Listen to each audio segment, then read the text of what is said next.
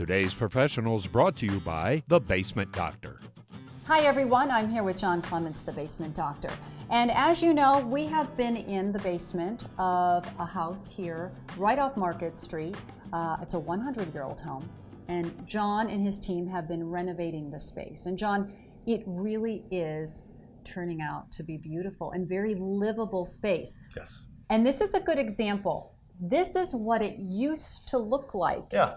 And, and it's funny, the 100-year-old concrete, I can't heal it. Right. I don't want to go to the point of replacing it because it's going to cost, the value of the home. But you can come in and you can paint it like it's been probably done 20 times over the life of the house. Sure. Or you can put up our bright wall paneling, which is a maintenance-free, mold-resistant, water-resistant panel that you never have to adjust again. And once it's put up, you're done. It also acts as a secondary drainage board. Okay. Say a house settles 10 years down the road because of a drought and a crack appears. If moisture does get behind it, it is directed down below the floor into the drainage network of water guard that we put in, takes the water over to the sump pump, you still have a dry, livable, clean, usable space.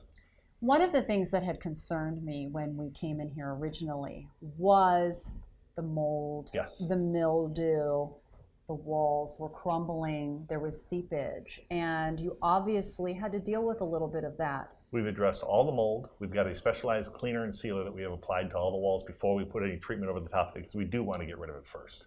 And it's a great product. It's nanotechnology, and it's way above my pay grade as to how the chemicals work in it. But it does a wonderful job, kills the mold, walls are sealed, it's going to work great. Okay, John, this is absolutely terrific.